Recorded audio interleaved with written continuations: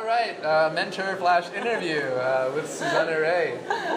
Hey, thanks. Always in a great mood.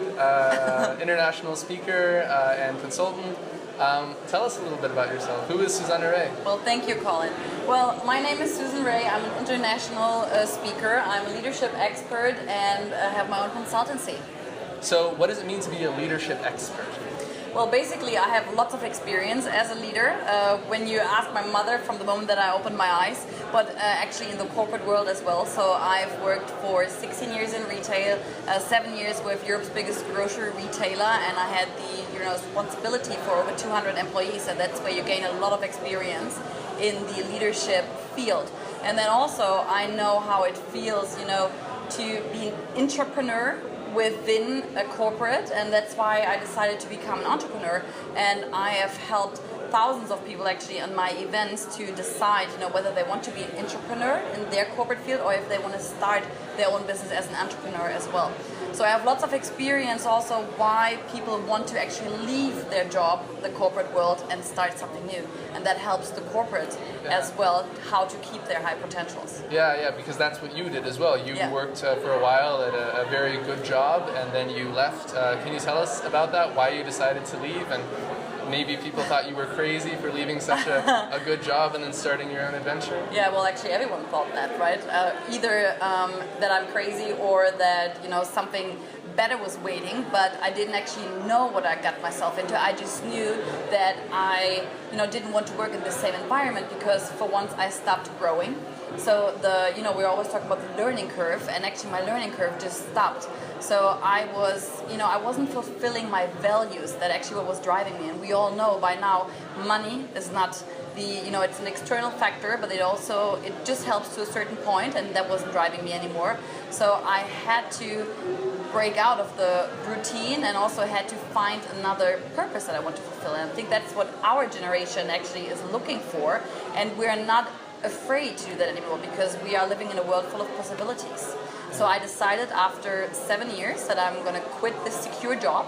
I was actually about to climb the corporate ladder, and that's when I decided I'm not going to do that. So I want to go in a different direction.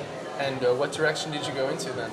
Well, I basically wanted to help people to find their own path, same what I did. And I actually want to help create better leaders so that within the workspace and within this environment where you can still learn and can still grow, because the workspace is changing. And I've traveled the world, I've worked with so many international corporates and with so many great role models such as, Randy Zuckerberg, who started with Facebook when there were 5 guys in the basement of a house, and then she left the company when there were over 5,000 people working there. So it's really interesting to learn from these people. And then also with Stephen Graham, for example, he's Oprah Winfrey's partner, and he talks about authentic leadership. And if you have a partner like Oprah Winfrey, where the whole world knows, you have to know who you are, and you have to know how to position yourself and be authentic. So it's so interesting to learn from all kinds of people, corporate startups, and that's just the diversity we're living in. Yeah. So a question we get a lot is, why would very successful people like you, for example, why would they become a mentor and voluntarily give their experiences and knowledge to a younger mentee? Yeah. What's in it for you? Because I truly believe the more you give, the more you receive. It's universal law, and it's the fulfillment that we just talked about. So it's really, if you think about what makes you happy without getting paid for it or something, and if you see that you actually have an influence in a certain way, you can only give your opinion. There's a big difference in between advice and opinion. So you can speak out your opinion, you can give an advice, but then it's really great to see what the person is actually deciding within their own authentic personality and leadership skill, and is actually deciding which way I want to go and which path I want to travel. And I think it's great to share your experience, but I would never say, oh, you have to do it like this, or you have to do it like this. But I can tell you, well, I've been in this situation, that's what I experienced, and then you make a proper decision on whatever you heard. Yeah.